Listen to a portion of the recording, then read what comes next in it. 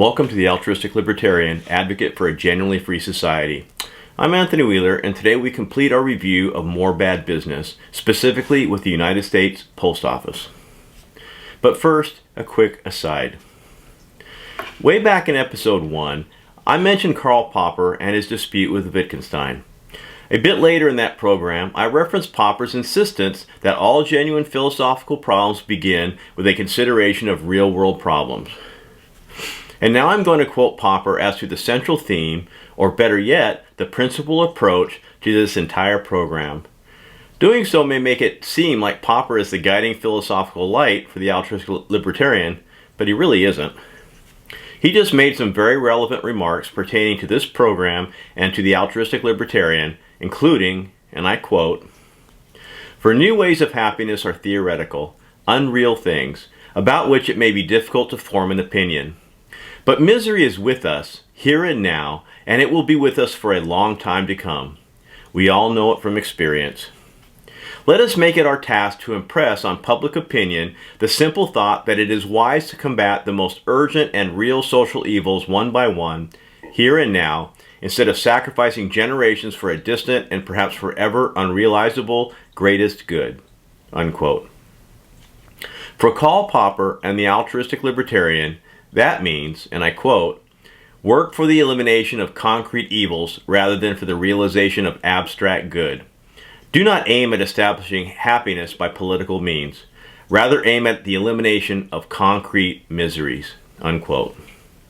And that is what we are doing here as the altruistic libertarian, seeking to eliminate one concrete misery or one concrete evil, one after another. The United States Postal Service. Without exception, the government holds a distinct disadvantage when owning and managing commercial entities. They simply cannot duplicate the information, the incentives, the motivation, and the sense of urgency necessary to maintain operational effectiveness. Government-owned institutions routinely fail to introduce innovations, improve processes, or deploy the latest industry practices. In contrast, every dynamic and successful private company features effective leadership and creative efforts to continuously improve.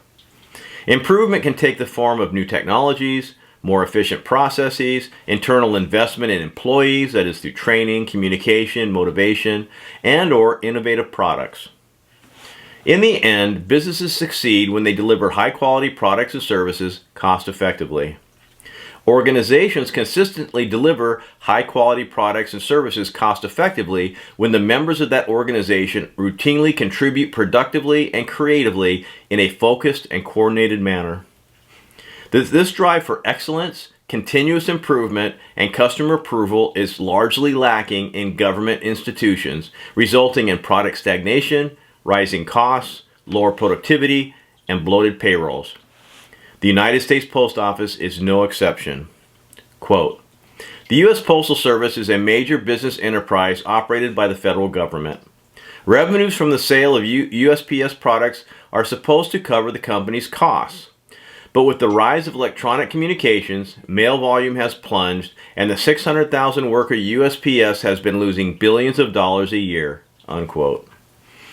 The USPS remains in business for one reason: the legal and financial support of the government. Quote, "The USPS has a legal monopoly over various types of mail. Thus, entrepreneurs are prevented from competing in the postal industry to improve quality and reduce costs for the benefit of consumers." Unquote. Additional support for USPS from government includes being able to borrow $15 billion from the U.S. Treasury at subsidized interest rates. It is exempt from state and local sales, income, and property taxes and fees. It pays federal income taxes, but those taxes are circulated back to USPS. It is not bound by local zoning ordinances, is immune from a range of civil actions, and has the power of eminent domain. It has government regulatory power, which it has used to impede competitors. Unquote. As a result, the USPS has been a financial disaster for American taxpayers. Quote, "Despite these advantages, the USPS has lost more than $50 billion since 2007 and will likely continue losing money unless there are major reforms." Unquote. Unlike telecommunications, an industry that was able to forestall virtually all technical alternatives to voice communications, the USPS monopoly does not include priority mail service or package delivery, services that have prospered in recent decades. Defenders of USPS point out that Congress has prevented them from making changes that would improve the financial health of the institution, closing rural offices, say, or the consolidation of mail processing centers. The kinds of adjustments routinely made by commercial corporations when facing market changes. In addition to the political shackles, a powerful union with substantially higher compensation also burdens them. Again, unlike telecommunications, an industry that was able to keep and defend potential competitors from entering the telephony market prior to 1984, time and technology have passed up the USPS with the advent of electronic communications, that is, email, resulting in a 40% decline in volume between 2001 and 2015. The purpose of business, and USPS is a business, is to create new wealth in the world. New wealth is generally represented as profit. Profit is defined as the difference between how much is sold, that is revenue, less how much resources, time, capital, labor, material, that it took to produce the goods and services that were sold. The difference between revenue and cost, that is a profit, equals additional new wealth, net value that didn't exist before. When the opposite takes place, cost consistently exceeding revenue, wealth is consumed and the world becomes incrementally poorer. Consistently creating profits in a free market is a daunting task and one that requires sustained effort. In a free market, every business competes daily for the goodwill of its customers. In a government-owned institution, the information necessary to consistently please its customers generally doesn't exist. Due to the lack of alternatives, the motivation to improve processes and customer experience is very low, as the organization doesn't face any consequences if they fail. It is impossible, no matter how bright, energetic, or righteous their management team, for a government institution to outperform, by any measure, that is financial, quality, customer satisfaction, or product selection, a free market counterpart. There are those who will sneer at the argument based on profitability.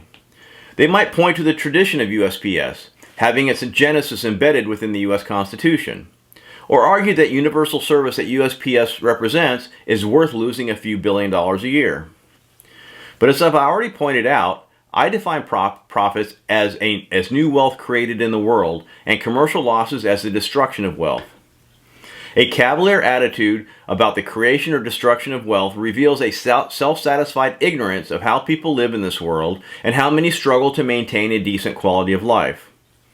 We don't see or feel those losses, so we don't care. But those losses are real and contribute to a relative decline in our society and reduce opportunities in the lives of real people. The sooner USPS is privatized and removed from government ownership, the better off taxpayers will be. Until that time, the institution will continue to drain wealth from the nation. Back in episode 15, I talked about the difference between my philosophy and my life. How I wish to keep the two separate.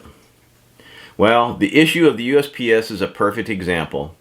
I have lived many places, and in those places I hated going to the post office. First I had to find it, then drive to it, and then more often than not, wait in a long line. But that changed when I moved to a small town in New York, where I live today. As an innkeeper, I often find objects in the rooms my guests have forgotten. Usually an item of clothing or a piece of jewelry, but sometimes something more important like a phone. In all cases, I mail it to them free of charge. I do that because it's easy for me, because the post office is about 100 yards from my door. I print out the email with the guest mailing address, take that, the object I'm going to send, a pen and a few dollars, and walk across the library lawn to the post office. When I get there, there might be 1 or 2 customers in the office, never a crowd, and I never have to wait in line. Everybody knows everybody, it's always a pleasant encounter, and never takes more than a few minutes. If the USPS is privatized or eliminated, I doubt my local office survives, and what is now an easy, pleasant task in returning guests' forgotten objects will probably become much more inconvenient for me. In other words, keeping the USPS is in my personal best interest. Drastically changing it is in the interest of the rest of the world. So let's change it. Well, that concludes our show for today. In the next episode, we begin a sequence on victimless vices. Until then, peace.